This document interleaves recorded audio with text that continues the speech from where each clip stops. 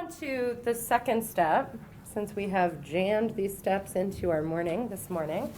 But as these issues come up, we can continue to talk about them. So some of you have already just kind of quickly picked a focus because you came to easy consensus. But I want to teach you the process of figuring out a focus if you were to do this in a wide group of stakeholders in a community partnership who might have very different opinions of what should be focused on.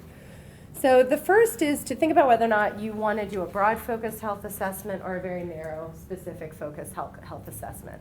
It could be that no one's done a health assessment in this neighborhood, in this community, maybe in the transgender population that Ariel is coming from. It could be that you want it to be very broad. Access to health services, general health concerns, trust and use of, health resources in the community or awareness of them, right? It could be very general. Or it could be very specific. You're working with a high school and you're concerned about issues of truancy and absenteeism and then you go super narrow. You can imagine how narrowly focused that would be. Resources are often, sort of the driving factor, as you guys have already alluded to.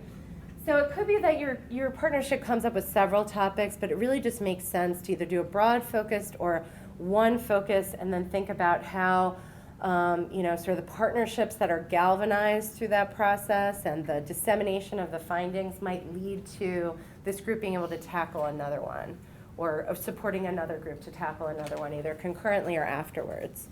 So the first thing is to decide, right? And so some people like to do a voting process and sort of create a list and vote. Some people like to just grapple through it and try to come to some consensus of something that might serve everyone's needs. What you don't want to do is end up with a data collection process that's like a 500 question survey because you couldn't decide, and you ask people about flu vaccine and HIV and diabetes and behavioral health. So, just for the sake of those who you might be collecting data from it and for your own resources and ability to analyze data, you want to make sure to be a little bit more focused.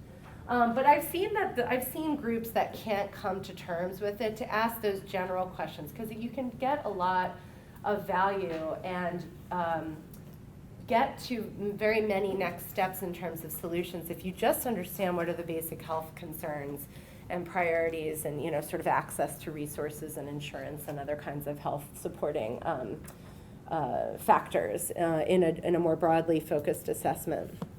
So the first thing, even though it's a health assessment, we're going to focus on needs and assets, the truth is most funders want you to describe a problem.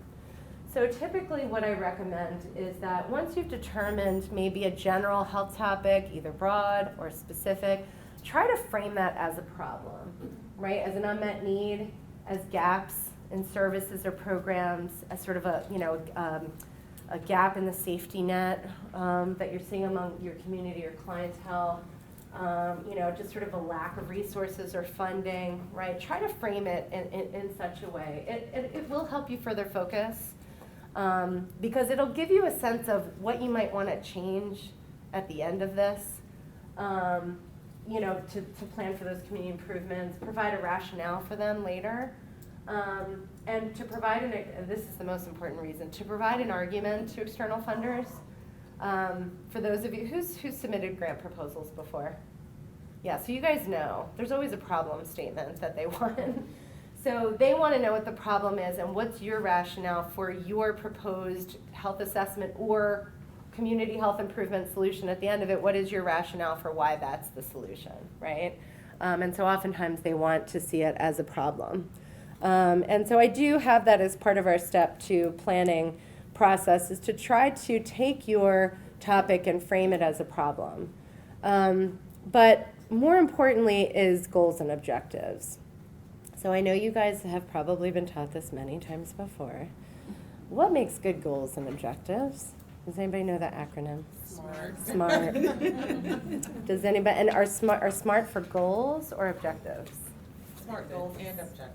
SMART objectives. Goals can be lofty, right? So goals can be like, we want to eliminate poverty in our community. So goals are more broad, it's more the overall vision, focus, and direction. They could be lofty. But a goal for community assessment is different than we want to eliminate poverty, right? Can anybody rephrase, all right, that was a really lofty one. We want to increase healthcare access in our community. Can somebody rephrase that as a goal for a community assessment?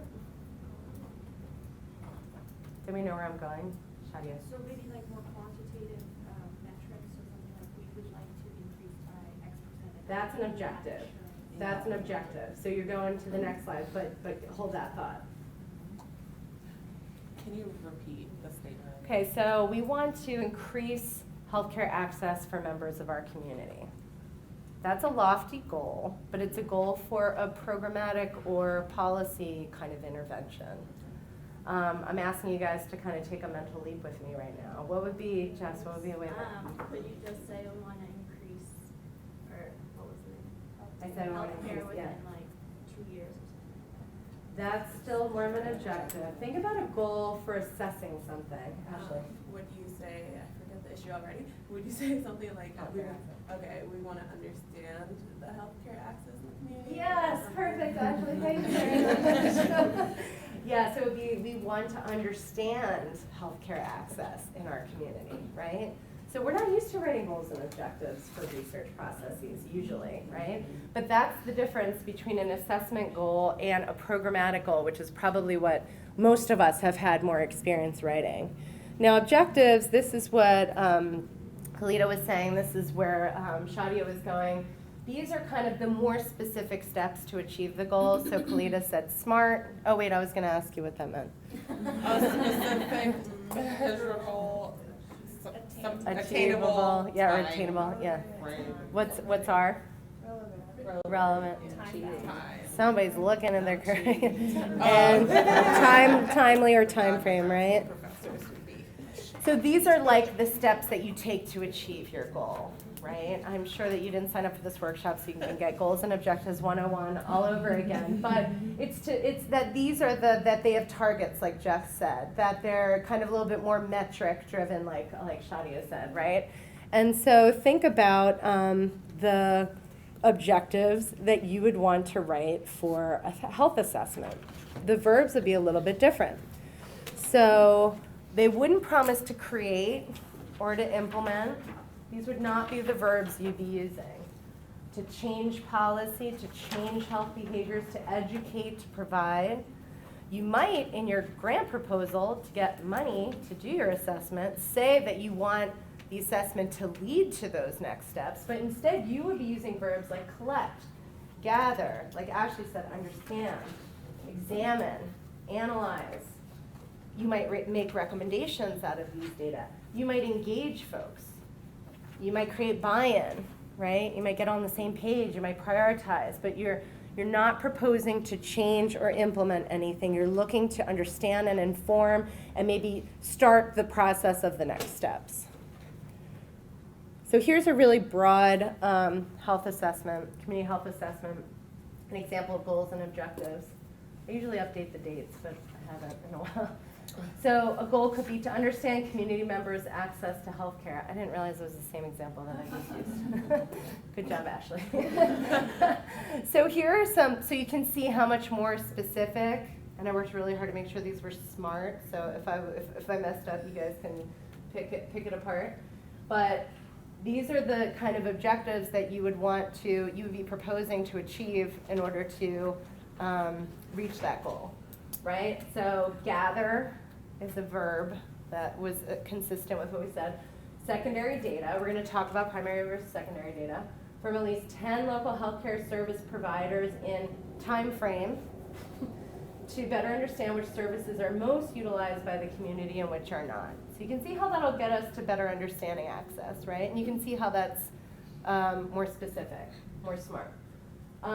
In this one, we decide we're going to do asset mapping in, for low-income neighborhoods in time frame to determine what services are accessible by what neighborhoods in the community. And then this is a health assessment where we chose 3 different methodologies, and so we have 3 different objectives to achieve that goal.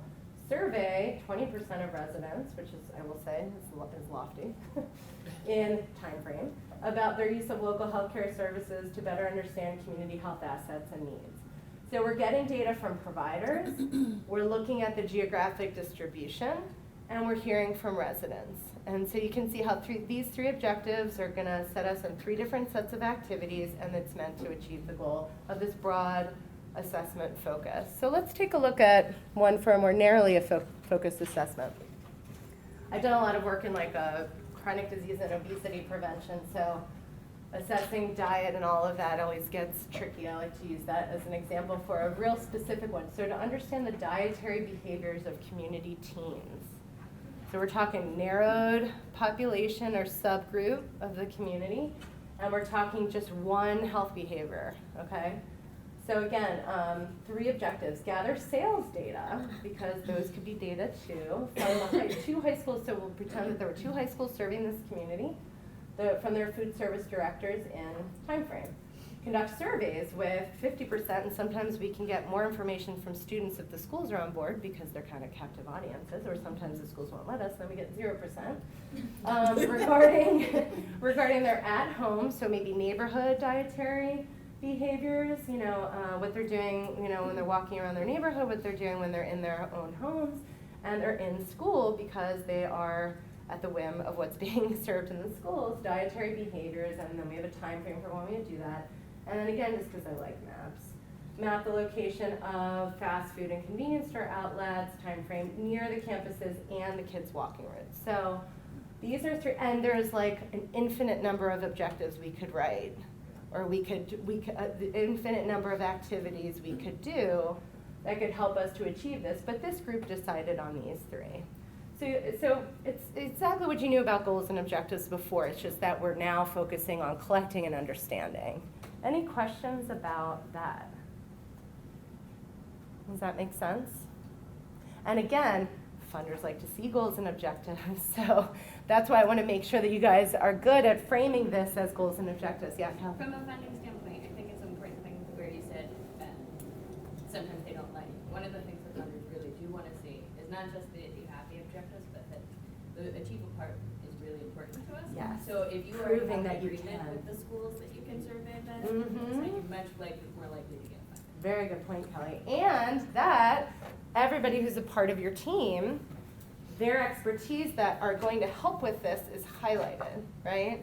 So in their bios or their bio sketches or their resumes or CVs or whatever the funder asks for, that you're proving that we've got someone with mapping expertise. We've got the buy-in from the 2 high schools, We've got, and the food service director for the whole school district, because that's where you actually have to get that data from, right? So you want to prove that you can do this, and it wasn't just that you spend 15 minutes at a workshop at Drexel School of Public Health and you said that this was a good idea, and then you turn it in, right? So there's some work to do after that.